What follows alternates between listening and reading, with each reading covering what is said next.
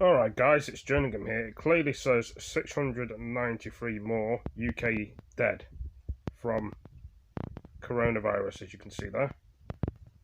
It's today's news. So, let's see here. And that's Sky News, as you can see. Obviously it's gone up again, so we're going to be filming the video. And I'm going to press play on the video and hope you'll enjoy the video. So, let's press play. It's going to be a long video. Most important part of your teeth is the enamel, the white, So I'll go for this advert first. of protection all around your teeth. I hate these silly adverts on the TV. You can hear it. Layer, which is slightly yellower, starts to show advert. through, and that becomes a little bit darker. I recommend Pro Enamel because it strengthens the enamel you have, and it helps to protect the enamel. The coronavirus challenge. We continue to see evidence of a flattening of the peak of this virus, but as the figures that I've just read out show, it's not over yet. So in the coming days, SAGE will update First Secretary of State scientific advice. Appoints 2019 MP. And as ever, ensures we will make sure that we continue to be guided by their advice as we take the decisions on next steps in fighting this virus. Alongside the advice that we get from SAGE, our 5 tests remain absolutely key. First, we must continue to boost NHS capacity so that the NHS cannot be overwhelmed. Second, we need to see a sustained and consistent fall in the number of deaths. Thirdly, we must see further reductions in the rate of infection to manageable levels across all different settings and areas. Fourth, we must be confident that the NHS will be able to cope with future demands, including as a result of any changes that we make to existing measures or indeed any new measures that we might wish to take. And fifth, and above all, we need to be confident that any adjustments to the current measures won't risk a second peak of infections that could then overwhelm the NHS. Later on this week, the PM will update the country on the measures and the decisions that we will need to take to protect the NHS, to safeguard the economy, and to avoid the risk of a second peak that will be damaging both for public health but also for jobs and the wider economy. And as we consider the decisions that we will take next to protect life, but also to protect our way of life, it's now clear that the second phase will be different. We will need to adjust to a new normal where we as a society adapt to safe new ways to work, to travel, to interact, and to go about our daily lives. We've never experienced anything like this first stage of COVID-19 in terms of the scale of the lives lost, but also the lockdown that it has required. And as we go forward, we want to make sure that the next phase is more comfortable, is more sustainable, and prevents lasting damage to jobs and livelihoods. But we need to be under no illusions. The next stage won't be easy. And if we're going to protect life and preserve our way of life, as I just said, we must continue to be guided by the scientific advice we receive and make sure the next steps that we take are sure-footed and sustainable. Now, before I hand over to Angela to run through the data slides, I want to provide an update on one further feature that coronavirus as a challenge has thrown up for this country and indeed for the whole world. Whilst the vast majority of people and countries have come together and rallied to this international mission to defeat coronavirus, there will always be some who seek to exploit a crisis for their own criminal and hostile ends. We know that cyber criminals and other malicious groups are targeting individuals, businesses, and other organizations by deploying COVID-19 related scams and phishing emails. And that includes groups that in the cybersecurity world are known as advanced persistent threat groups, sophisticated networks of hackers who try to breach computer systems. And we have clear evidence now that these criminal gangs are actively targeting national and international organizations which are responding to the COVID-19 pandemic, which I have to say makes them particularly dangerous and venal at this time. So we're working with the targets of those attacks, with the potential targets, and with others to make sure that they're aware of the cyber threat and that they can take the steps necessary to protect themselves or at the very least mitigate the harm that could be brought against them. So with that in mind, today the UK's National Cyber Security Centre and the US Cyber Security and Infrastructure Security Agency have published a joint warning about these groups. And we've offered some advice on the cyber criminals and other actors who are seeking to exploit COVID-19 through malicious cyber activity. Our teams have identified campaigns targeting healthcare bodies, pharmaceutical companies, research organisations, and also various different arms of local government. Now, there are various objectives and motivations that lie behind these attacks, from fraud on the one hand to espionage.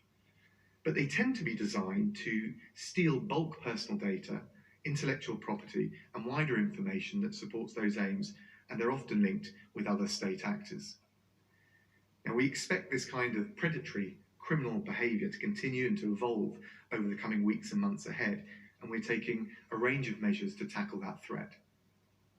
So as we've done today, we'll share advice on the nature of those threats to enable businesses, citizens, and our international partners to better defend themselves against the full range of cyber attack from hostile states to criminal gangs. Preventative action is often the very best way to deny attackers the opportunities that they're looking for. The National Cyber Security Centre offers a range of practical advice to safeguard against cyber attacks, from things like using the use of online passwords to guidance on what are the trusted sources of online information related to COVID-19, like the gov.uk sites or Public Health England. Now, as well as providing practical advice, the UK will continue to counter those who conduct cyber attacks, and we're working very closely with our international partners to respond to the threats, but also to deter the gangs and the arms of state who lie behind them. We're absolutely determined to defeat coronavirus and also to defeat those trying to exploit this situation for their own nefarious ends. And with that, I'll pass over to Professor McLean to give us the latest update on the data. Thank you. If I could have the first slide, please. So the first slide reminds us what are the 5 tests for adjusting lockdown. And number 1 is that we should always ensure that the NHS has enough capacity, that it's able to provide critical care and specialist treatment right across the UK. The second is that we should see a sustained and consistent fall in daily deaths from coronavirus. And the third is that there must be reliable data to show that the rate of infection is decreasing to manageable levels right across the board. Fourth is that operational challenges, including testing and PPE, must be in hand with supply able to meet future demand. And fifth is that we should be confident that any adjustments that are made to current measures will not risk a second peak of infections that overwhelms the NHS. If I could have the next slide, please. So this is a slide about transport use and how it's changed in Great Britain since February. So those percentages are relative to normal use during February. And the vertical dotted line so it gives you a rough idea what it is. Started. And what you see is that for public transport, there has Percentage been of numbers a very and marked, scales very and stuff. persistent fall. So that's for bus, for tube, for national rail, and also in grey further back for buses in London. For motor vehicles, so that's the top dark blue line, what you see is a pattern that looks a bit like commuting because it's low every weekend, and we do worry about that creeping up. I think all of us remember that what we've done together, which is to stay home, has worked to protect the NHS and save lives. And as one of the people who looks at this data and thinks about how it fits into how we think about the future, it does trouble me that the dark blue line is creeping up again. Next slide, please. This is the number of tests that have occurred every day in the UK since the 6th of April, up until the most recent data, which are from yesterday. And what you see is that very dramatic rise that happened during April, so that now we do have a lot of tests available that allow us to design the kinds of testing strategies that we're going to need in the future. Next slide, please.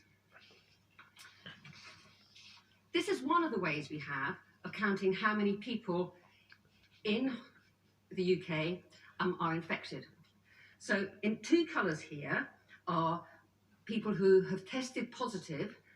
In dark blue are people who are tested by the NHS, and in orange are people whose tests were performed by universities, research institutes and private companies. So most of the people in the dark blue pillars there are either patients or NHS staff, whereas most of the people in the orange pillars are other key workers.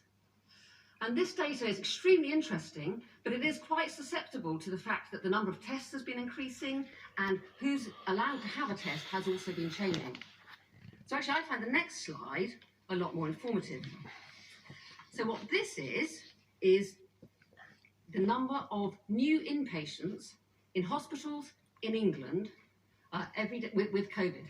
So this is every day since the 20th of March, either in dark blue, an inpatient who was in hospital and got back a COVID positive test, or in gold there, somebody who arrived at hospital having already tested positive. So this is always the same kind of people, and these people were always the top priority to get a test. So in some sense, this is a much more pure data stream than the one I showed you before. And in fact, to my mind at least, makes much more sense. So what you see is that number rising from the 20th of March until it peaks on the 2nd of April. Now, the 2nd of April is about the date we would have expected it to peak, because that's about 10 days after the 23rd of March, when lockdown came in. And then from the 2nd of April, it falls away pretty rapidly. So what this is the inflow into the hospital system of people who are COVID positive. And we watch this number with great care every day. If I can have the next slide. So if that was the inflow into the hospital system, this is the total number North of people West in London, hospital North West with COVID. East and Yorkshire, Midlands, Scotland, South East Wales, East of England, Northern Ireland, South West, 17th, 21st of March, 25th, 29th, 25th of April, 6th of April, 10th of April, 14th of April, 18th of April, 22nd of April, 26th of April, 30th of April, 4th of May. Perhaps very slightly earlier, and the fall in the number of people in hospital in People London with COVID-19 has fallen 15,408 to 13,208. The number of people in hospital in London now exceeds numbers in hospital in the northwest. Next slide, please.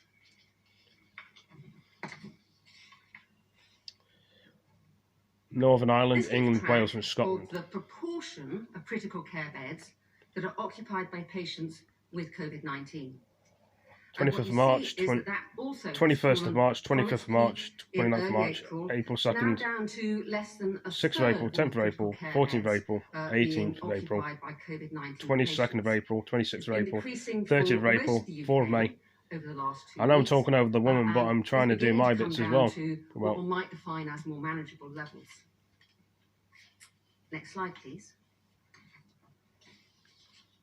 These are recorded deaths from COVID-19. In blue bars are the actual 14th of March, 18th of March, each day. 22nd of March, 26th of March, 30th of March, we got Monday's figures in. 3rd of April, And you can see 7th of there's a April, very 11th regular of pattern April, that numbers 15th at of the April, weekend are 19th of always April, lower, 23rd of than April, the days 27th of subsequently. April, So 1st of May, jump from 5th of May. the 4th of May to the 5th of May is something that we would expect.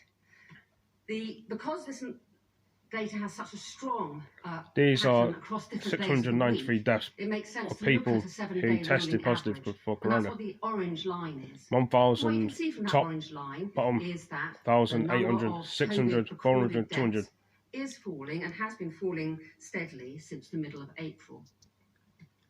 Next slide, please. This records registered deaths from COVID-19. 6 in other houses, 5k, care homes, hospitals, 4k, 3k, 2k, 1k. 5 different weeks. And the most recent week 27th of March, is the week of the 3rd of April, 10th of April, weekly ending, 17th of April, 24th of the April. dark grey bars are deaths in care homes. Pale blue is deaths in one's own Short home, Harvest Nation and dark blue is installation other avenged to places. medium.